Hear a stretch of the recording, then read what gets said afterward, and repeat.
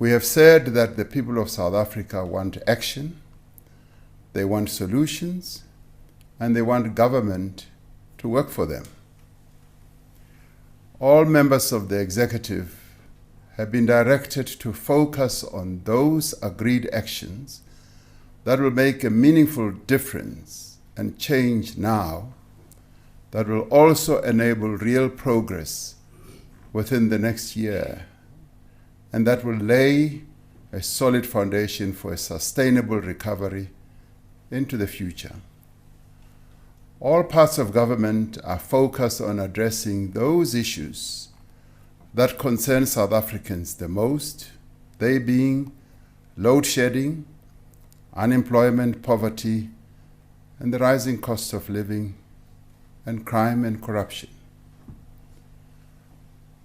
There has been some concern expressed by South Africans about the amount of time it has taken to finalize these changes to the executive.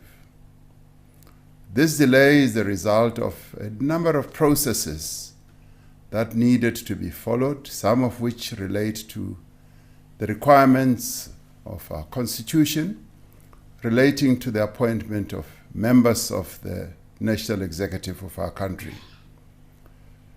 In terms of our Constitution, the President appoints the Deputy President, ministers and deputy ministers from among members of the National Assembly. The President may also appoint no more than 2 ministers and 2 deputy ministers from outside the National Assembly.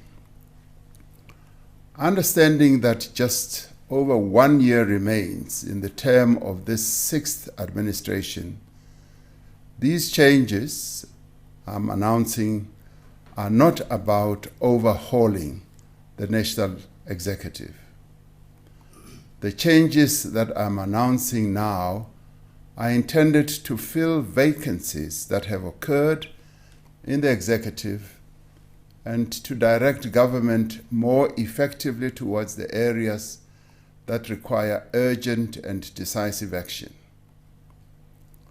I have sought to balance the need for new skills and capabilities to drive the agenda that we outlined in the State of the Nation with the important task of ensuring stability and continuity in the work of government. In the course of attending to current challenges, we are establishing 2 new ministries. The first of these is the Minister for Electricity to deal with the immediate crisis of load shedding. The second is the Minister with specific responsibility for planning, monitoring, and evaluation to focus greater attention on the performance of government. While this will result in an increase in the number of ministries in the short term, as indicated in the State of the Nation address, I have instructed the Presidency and the National Treasury to develop a proposal to rationalize government departments, entities, and programs to ensure greater efficiencies. This work will result in the reduction of the number of ministries, and it will inform the configuration of government going into the next administration. So we will be reducing the number of ministries as we move forward. We said in the State of the Nation address that our most immediate task is to drastically reduce the severity of load shedding in the coming months and ultimately end load shedding altogether. Our focus is on the full and urgent implementation of the Energy Action Plan that I announced. As government, Eskom and other stakeholders, we are determined and committed to the plan. I'm therefore announcing the appointment of a minister in the Presidency responsible for resolving the energy crisis.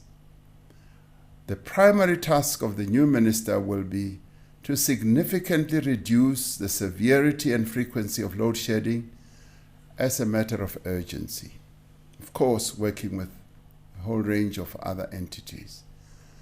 To effectively oversee the electricity crisis response, the appointed minister will have political responsibility, authority, and control over all critical aspects of the Energy Action Plan. This will help to deal with the challenge of fragmentation of responsibility across various departments and ministers, which, while appropriate under normal circumstances, is not conducive to addressing the crisis that we are in. The minister will be expected to facilitate the coordination of the numerous departments and entities involved in the crisis response. The minister will work with ESCOM leadership to turn around the performance of existing power stations and to accelerate the procurement of new generation capacity, working with all colleagues. To enable the minister to do this work, I will, in terms of Section 97 of the Constitution, transfer to the minister certain powers and functions contained in relevant legislation. In the State of the Nation address, I announced that a national state of disaster had been declared to respond to the electricity crisis and its social and economic impact. The recently published disaster regulations empower the Minister of Electricity to issue directions to, among others, exclude critical facilities from load shedding where technically feasible, to expedite various regulatory processes for energy projects and enable ESCOM to undertake critical maintenance more quickly and efficiently. The Minister in the Presidency for Electricity will liaise with other relevant ministers to ensure coherence in the issuing of other directions during the national state of disaster. This minister will remain in office for as long as it is necessary to resolve the electricity crisis. So this, as I said, is a transitory ministry that is going to be focused hands-on on helping us to resolve the energy crisis. As I indicated in my reply to the State of the Nation debate on the 16th of February, Deputy President David Mabuza asked to step down from that position of Deputy President. I am grateful for his support over the 5 years of his tenure and for his dedicated service to the government and the people of South Africa. I have accordingly decided to appoint Mr. Paul Mashatile as Deputy President of the Republic of South Africa. With respect to ministers, I'm making the following appointments.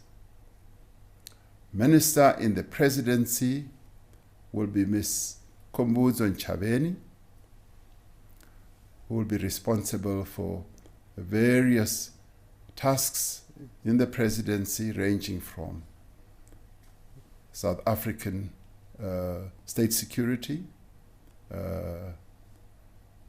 other various GCIS, and a number of other tasks that I will allocate to her. Minister in the Presidency responsible for women, youth, and persons with disabilities will become Dr. Nkosazana Dlamini-Zuma. Minister in the Presidency responsible for planning, monitoring, and evaluation will be Ms. Marupini Ramakgopa. And Minister in the Presidency responsible for electricity will be Dr. Khosientso Ramakgopa. Minister of Communications and Digital Technologies will be Mr.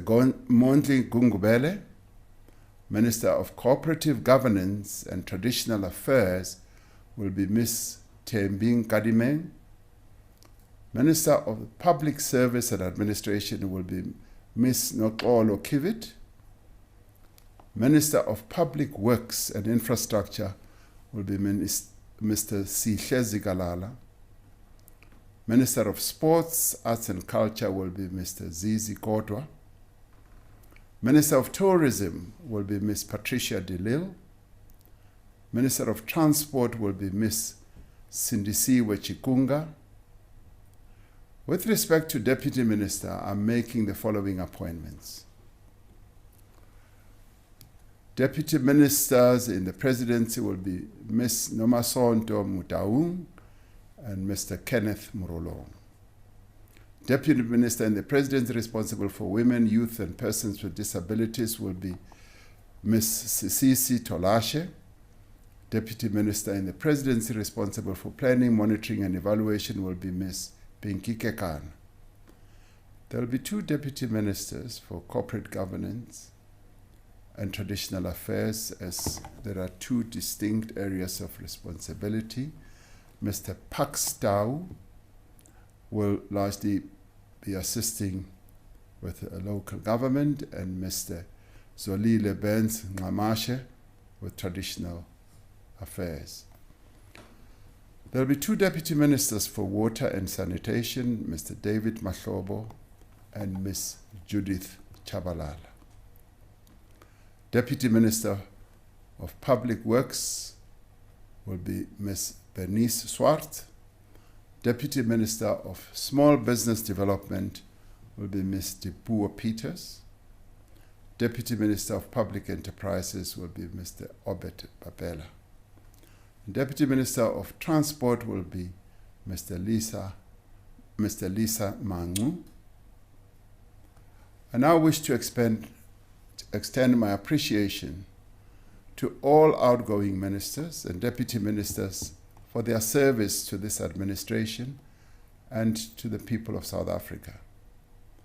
I have instructed both new and existing members of Cabinet to act with speed and urgency to address the challenges that our country faces. I expect them to fulfill their tasks with rigor and dedication, to adopt a zero-tolerance approach to corruption wherever it exists, and to place the interests of the people of South Africa foremost in the work that they do. This is the standard that I will hold them accountable to, and I have full confidence that they will meet that standard. In the end, we must waste no time and spare no effort in restoring the promise of South Africa, the promise that our people expect us to meet. I thank you, and our apologies for keeping you waiting for much longer than it was necessary.